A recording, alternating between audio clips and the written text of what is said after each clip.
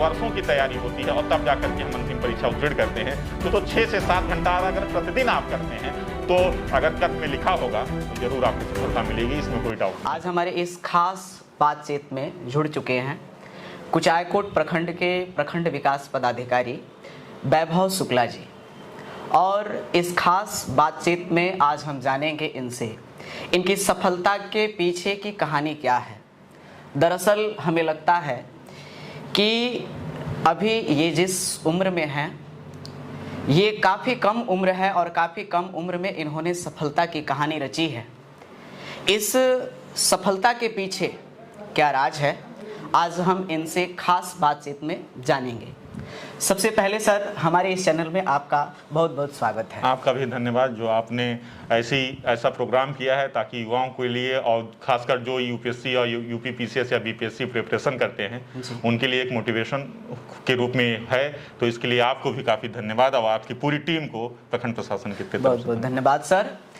सबसे पहला सवाल मेरा ये रहेगा कि ये नॉर्मल सबका सवाल रहता है कि आपने इस क्षेत्र में आने के लिए सबसे पहली बार आपके दिमाग में कब आया कि हमको इसी क्षेत्र में जाना चाहिए और हमें बीपीएससी या यूपीएससी ही चुनना चाहिए? कब आया आपके मन में ये प्लान? देखिए, चूंकि मेरी 1 से 5 तक की जो शिक्षा, जो प्राथमिक जिसको शिक्षा कहते हैं, वो सरकारी स्कूल में ही हुई।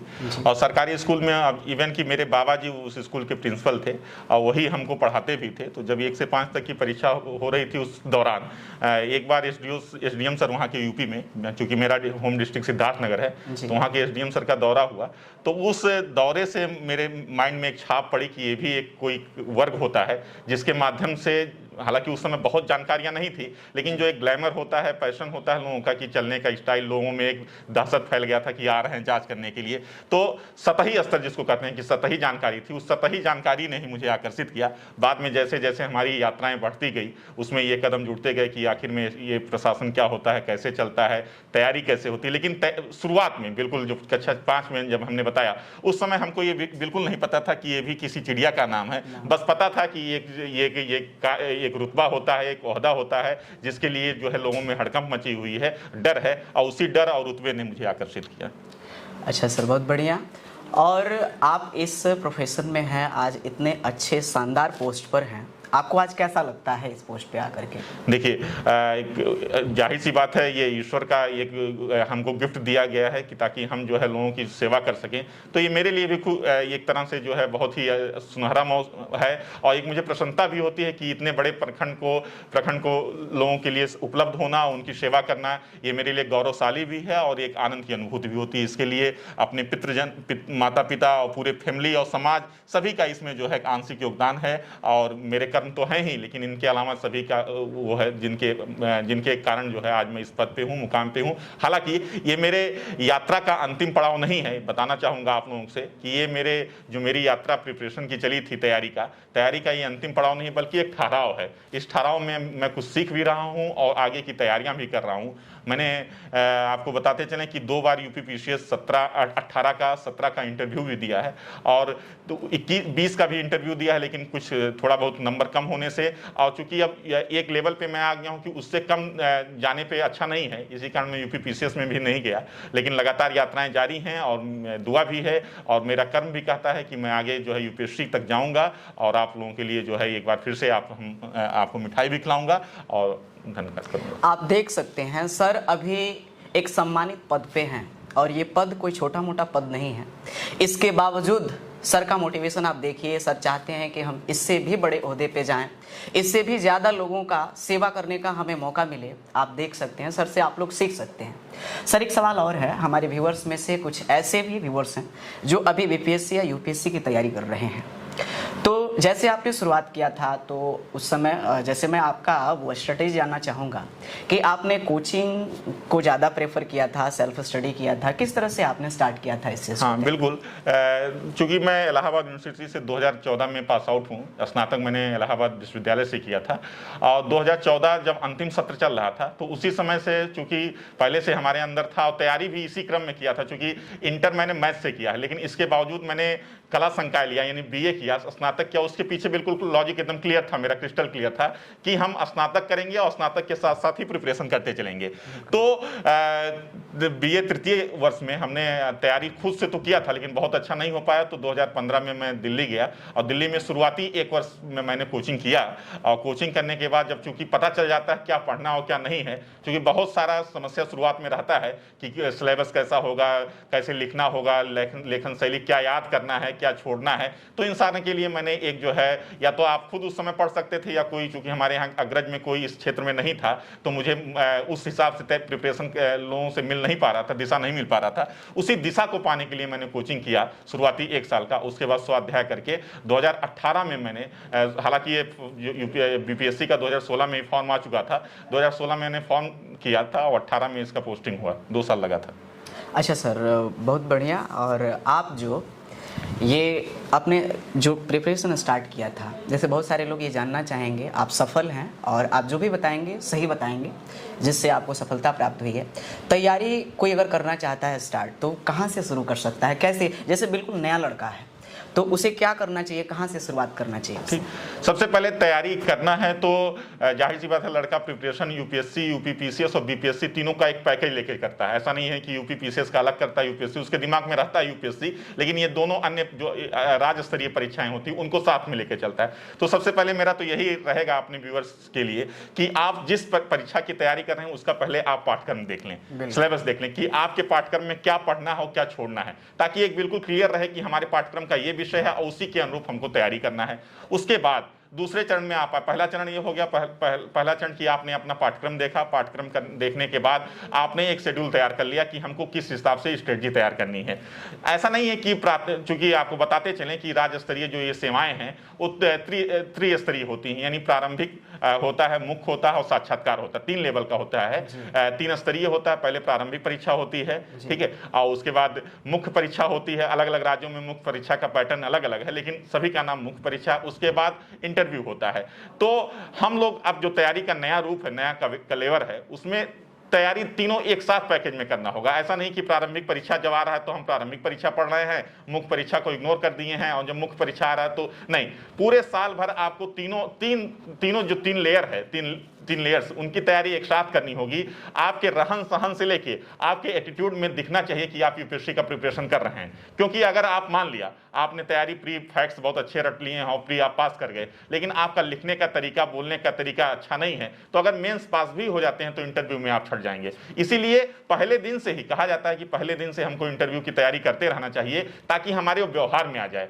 जैसे आप कहीं भी जाते हैं, किस तरह से आपको व्यवहार करना है, बातचीत करना, कितना बोलना है, कितना नहीं बोलना है, ये शुरुआती हैबिट्स आपके होने चाहिए, तभी जाकर के तो जो भी परीक्षार्थी इस परीक्षा में भाग लेना चाहते हैं वो तीनों प्रारंभिक हो गया, मुख्य परीक्षा और इंटरव्यू की तैयारी एक साथ करें। हाँ, ये अलग बात है कि जब प्रारंभिक परीक्षा का डेट आ जाता है तो उसके 1 से 2 माह पूर्व, जैसे अभी 28 जून को जो है, 28 मई को यूपीएससी का परीक्षा है, तो उससे अब जो ये समय मिल रहा है, 1 महीने का जो अभी समय आपके पास है, उसमें आप प्रारंभिक परीक्षा की तैयारी टारगेटेड कीजिए। लेकिन इसके बावजूद अगर आप नए बच्चे हैं, अभी बिल्कुल 1 साल का लक्ष्य आप बना करके रखे हैं, तो एक साथ तीनों तैयारी करेंगे तो जाहिर सी बात है सफल होंगे। इसके लिए आप अपना खुद का, अब जब आपने पाठ्यक्रम तैयार कर लिया है तो पाठ्यक्रम के लिए जो कंटेंट होता है, कंटेंट आप चूंकि ऑनलाइन का सोर्स है, कहीं घर पे बैठे यहीं से रह करके आप विजन का, दृष्टि का, आईएएस बाबा का कहीं का भी कोर्स ज्वाइन कर सकते हैं। जैसे इन्होंने भी बताया कि इन अकेडमी में रहते हैं, कोई भी कोर्स आप ज्वाइन करके पढ़ सकते हैं। यानी अब दूरियां जो हैं बाधक नहीं रही। पहले दूरियां बाधक रहती थी कि आप लखनऊ, दिल्ली, इलाहाबाद जा करके आपको तैयारी करना होता था, रूम रेंट देना होता था, भले ही आपका 12x10 का कमरा हो, छोटा सा कमरा हो, ऊपर नीचे 4-5 बच्चे रहते हो, लेकिन एक अनिवार्यता था कि आपको दिल्ली या इलाहाबाद जाना होता था। लेकिन अब ऐसा सर रहा नहीं, ये सीमाएं तोड़ चुकी हैं डिजिटल वर्ल्ड में, और खासकर वैश्वीकरण के आने के बाद तो आप घर पे भी बैठ के तैयारी कर सकते हैं। तो कोई भी अगर आपको लगता है कि हमारा कोई मार्गदर्शक नहीं है तो आपको ये कि कोचिंग ज्वाइन भी कर सकते हैं घर पे बैठ के, और उसके साथ साथ आप जो है तैयारी करेंगे तो निश्चित ही आपकी सफलता आपको चूमेगी भी और आप जो है प्रोत्साहित भी होंगे। देखिए, आपने अभी सुना, सर ने आपको बताया कि बहुत सारे लोग सोचते हैं हमारे बिहार में कि हम गांव में रहते हैं, हम यूपीएससी नहीं कर सकते, हम बीपीएससी नहीं कर सकते हैं। सर आपके सामने अभी बात को रखे कि आज ऑनलाइन का ज़माना है, आप कहीं से भी प्रिपरेशन कर सकते हैं, तो आपके लिए संभव है, बस आपके अंदर जुनून होना चाहिए। सर से एक और ख़ास बात जानना चाहूँगा। सर, जैसे कहा जाता है कि आप बहुत कम उम्र में जो है बीपीएससी क्रैक कर गए, तो क्या आप किस श्रेणी के जो स्टूडेंट होते हैं, एक क्लास में होता है कि सबसे तेज बच्चा होता है और एक होता है मध्यम वर्गीय होता है जो कम तेज होता है लेकिन ठीक ठाक होता है, एक बिल्कुल भी नहीं होता है, तो आपकी श्रेणी क्या रही है? आप क्लास में सबसे टॉप रहे हैं या मीडियम रहे हैं या फिर सबसे एक वाकया याद आ गया कि जैसे सर ने बोला कि अभी आप बहुत कम रूम में थे, तो वास्तव में 21 साल जब हम इंटरव्यू था तो उस समय 21 साल 7 महीना, आज भी याद है, 21 साल 7 महीना 28 दिन पे मैंने ये क्रैक किया था। तो समस्या मेरे साथ उस समय आई थी कि आपको भी पता होगा बिहार राज्य सेवा में बीपीएससी में केवल 2 पोस्ट ऐसे हैं जिनकी उम्र न्यूनतम 21 साल होना चाहिए। बाकी सारे पोस्ट, चाहे वह बीएस का हो, बिहार प्रशासनिक सेवा हो, बिहार कारा सेवा हो या बिहार वित्त, सभी की उम्र 22 वर्ष होनी चाहिए थी।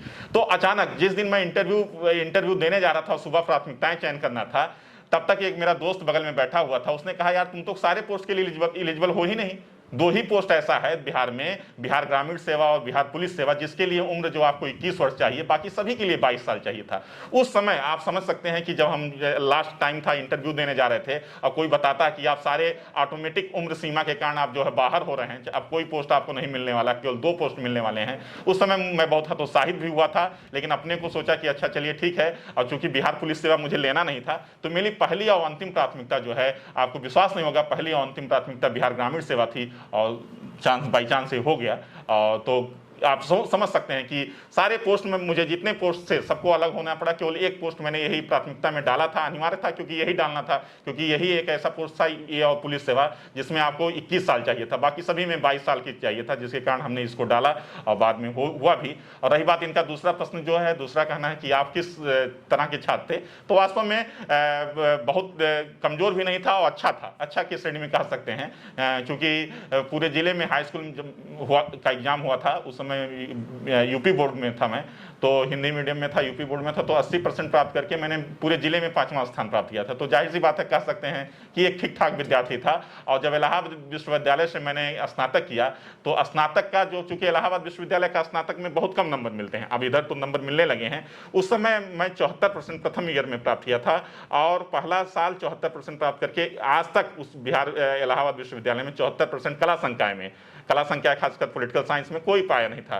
तो जाहिर से इस तरह से अगर आप एनालिसिस करेंगे तो ठीक ठाक विद्यार्थी थे, नहीं तो हाँ ठीक था वही। अच्छा सर, एक और बड़ा इंटरेस्टिंग सवाल है कि सभी के घर में ऐसा होता है, अभी एक वीडियो वायरल भी हुआ था, जब आपका रिजल्ट आया था बीपीएससी का, आपको जब सबसे पहले खबर मिली थी तो आपके पेरेंट्स को पता हुआ होगा, तो उस समय उनका रिएक्शन क्या था? सबसे पहला रिएक्शन जब आपको पता चला कि आप बीपीएससी में सेलेक्ट हो गए, तो उस समय आपका रिएक्शन और आपके पेरेंट्स का रिएक्शन क्या था उस समय? देखिए, काफ़ी रोमांचकारी था और जाहिर सी बात है, किसी पिता के लिए, किसी परिवार के लिए, या जिस समाज या समुदाय से आप आते हैं, उसको ये जब लगेगा तो आश्चर्य भी रखेगा। और एक साथ मतलब होता नहीं है कि जैसे कहा जाता है कि एक गूंगे को आप मिठाई दीजिए, कोई गुड़ दीजिए और उससे पूछिए स्वाद कैसा है, तो बता नहीं पाएगा, केवल अनुभूत लेता है, फीलिंग्स उसके अंदर रहती है, एक्सप्रेस नहीं कर पाता। उसी तरह से था घर वालों का भी कि अनुभूत, मतलब कुछ कह भी नहीं पाए और बहुत कुछ कहना चाहते थे लेकिन कुछ कह भी नहीं पाए। अच्छा सर,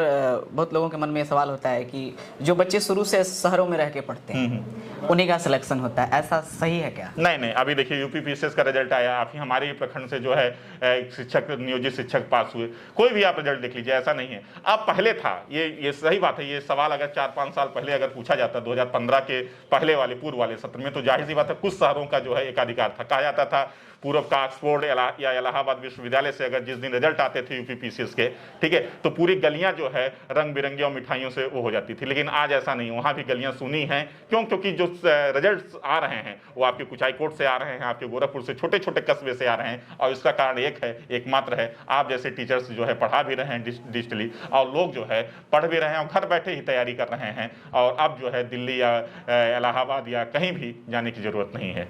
अच्छा सर, एक सवाल और, जो बच्चे तैयारी कर रहे हैं या फिर तैयारी करना शुरू कर रहे हैं, अभी जस्ट 12th का एग्ज़ाम हुआ है, बहुत सारे बच्चे कहते हैं कि नहीं, हम 12th के बाद ही तैयारी करना शुरू कर देंगे, और कहते हैं कि हमें पूरा, अगर शुरुआत करना है तो एनसीईआरटी से शुरुआत करनी चाहिए, 6 से लेकर के 12th तक हमें एनसीईआरटी पढ़नी होती है।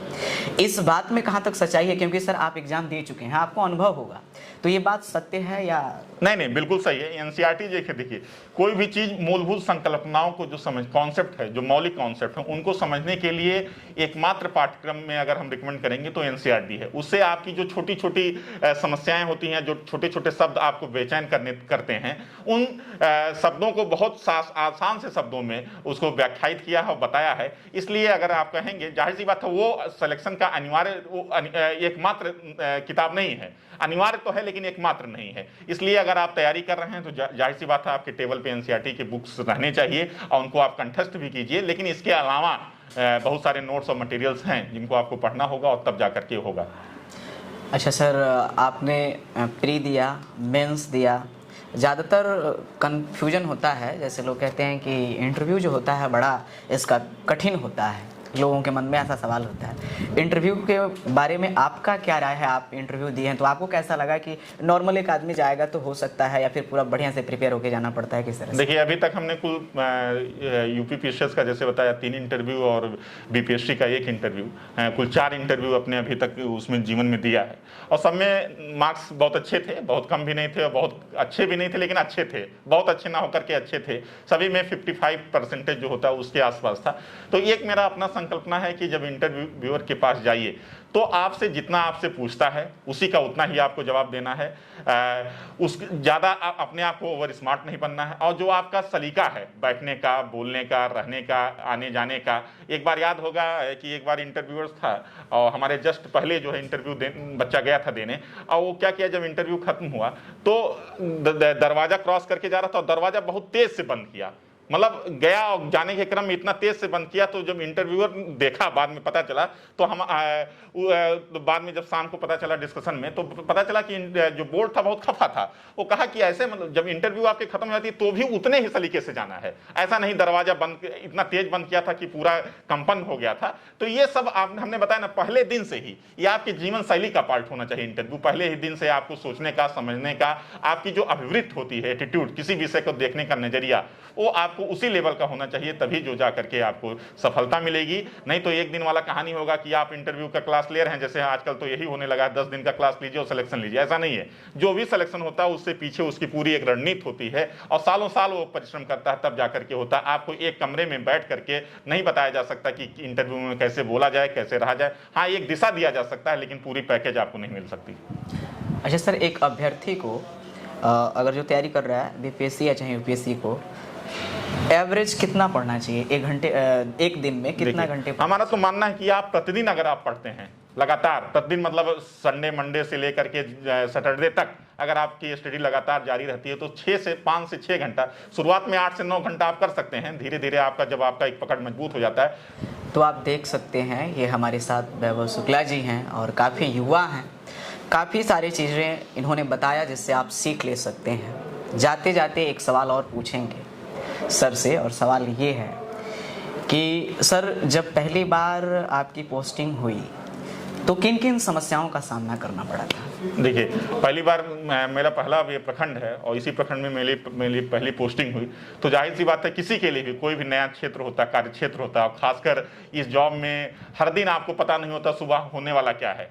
ये खासकर ये इस जॉब में ये चैलेंजिंग जॉब है और यही इसकी खूबसूरती भी है इस जॉब की कि आपको एक रूपता में काम नहीं करना है, एक दिशा में काम नहीं करना। प्रतिदिन आपको नए नए तरीके, नए नए लोग और नई नई समस्याएं आपको आती रहेंगी। तो जब मेरी शुरुआती जब दिन था तो बहुत सारी समस्याएं आई। हालांकि उन समस्याओं का आपस में यहाँ के जनप्रतिनिधि, यहाँ के लोगों के सहयोग और अपने अग्रज से, सीनियर से हमने सीखा और बहुत सारी चीज़ों को सीखते सीखते जो है आज इस मुकाम पे आए हैं कि अब जो समस्याएं लगती हैं तो उस समस्या का ही एक अगला रूप है। तो बहुत ज़्यादा तो अब समस्या नहीं आती, लेकिन वास्तव में ये चैलेंजिंग जॉब है और इसमें हर दिन जो है एक नयापन आता है। और यही सिविल सेवा की खासियत भी, हर दिन नयापन, ताकि आप जो है एक रोबोट की तरह काम ना करके प्रतिदिन नए नए चैलेंजेस को एक्सेप्ट कीजिए और उसको अपने लाइफ में लाइए और कंप्लीट कीजिए। अच्छा सर, बार बार जिसका असफलता जिसको प्राप्त हो रही है, बार बार एग्जाम देने के बाद भी सफल नहीं हो पा रहा है, डिमोटिवेट हो जाता है, सर उसके लिए कुछ कहना चाहेंगे? हाँ बिल्कुल, अगर ऐसे लोग जो लगातार असफल हो रहे हैं, 2 अटेम्प्ट 3 अटेम्प्ट लगातार हो गए हैं और फिर भी तो उनको रुक के ठहर करके कुछ सोचने और समझने की जरूरत है। कुछ चीज़ें, मौलिक चीज़ें कि क्या वास्तव में आप उस मुकाम पे पहुंच गए हैं कि अब आप जो है थोड़ा सा प्रयास करेंगे और मतलब एक दीवार है और दीवार के पीछे असफलता है और आगे सफलता है, तो क्या उस दीवार के लाइन पे अगर आप खड़े हैं और लगता है कि अब थोड़ा सा पुश करना है, तुरंत हम सफलता के कदम हमारी चूमेंगे, अगर ऐसे स्थिति में है तो बिल्कुल आप जो है उसको छोड़िए नहीं, निराश मत होइए और तैयारी कीजिए, तैयारी में धार दीजिए, थोड़ी सी स्ट्रेटजी चेंज कीजिए। कभी कभी क्या होता है, बहुत सारे बच्चे ऐसे भी रहते हैं, हम भी रहे हैं, कि ऑप्शनल सब्जेक्ट के नाते जो है उनका जो है मार्क्स कम आता है और इंटरव्यू होते होते भी फाइनल नहीं हो पाता। तो अगर ऐसा लगता है कि आपके सब्जेक्ट के नाते आपकी बाधा बन रही है तो सब्जेक्ट चेंज कर सकते हैं, नहीं तो अगर आप थोड़े से अंकों से चूक रहे हैं तो थोड़ी सी स्ट्रेटजी चेंज करेंगे तो आपको सफलता मिलेगी। लेकिन अगर ऐसे लोग जो 7 साल हो गया, 8 साल हो गया, पूरा पंचवर्षीय योजना के तहत काम कर रहे हैं, अभी तक उनका प्री भी नहीं पास हुआ, तो उनको समझना ही नहीं है, बल्कि उनको थोड़ा और दूसरे दिशा में जाकर के, दूसरे क्षेत्र में जाकर के अपना अवसर चुनना। क्योंकि हम अक्सर देखते हैं कि लोग समाज के दबाव में, परिवार के दबाव में, घर के दबाव में ऐसा मान के चलते हैं कि हमारे ऊपर बिल्ला समाज ने लगा दिया है कि लोक सेवा आयोग की परीक्षा देनी है और हमको IAS, PCS या SDM बन करके निकलना है। अगर ऐसा है, बिल्ला के समाज ने आपका कार्यक्षेत्र निर्धारित कर दिया है, लेकिन उस हिसाब से अगर आपको सफलता नहीं मिल रही है, यानी आप अभी तक 7 साल 8 साल हो गया, अभी परीक्षा भी नहीं पास की है, तो आपको पीछे मुड़ना होगा और मुड़ करके हो सकता है दूसरी मंजिल आपको इंतजार कर रही हो। तो इसी में आपको नहीं फंसना। बहुत सारे ऐसे उदाहरण हैं, बहुत सारे लोग हैं जो IAS, PCS नहीं बन पाए, लेकिन आज उनकी सैलरी हो गई या उनका रुतबा हो गया, ओहदा हो गया, उनका बहुत अच्छा है। तो इसका ये मतलब नहीं है कि ये आप जो है घर के द्वारा बनाए गए जो साँचे थे, उस साँचे में अगर आपको भेजा गया है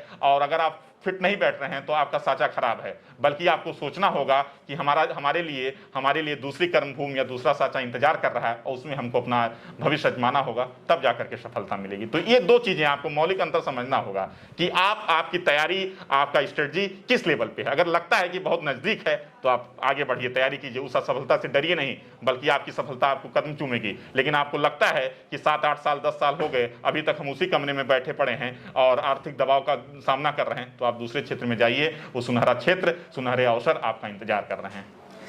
तो आप देख सकते हैं हमारे साथ सर थे और बहुत सारी चीज़ें आपको बताए, आप इनसे सीख सकते हैं और बहुत अच्छा लगा इनसे बात करके। और पहली पोस्टिंग है, काफ़ी युवा हैं, तो आप लोग इनसे सीख ले सकते हैं कि इतने कम उम्र में ये इतने सम्मानित पद पे हैं, आप देख सकते हैं।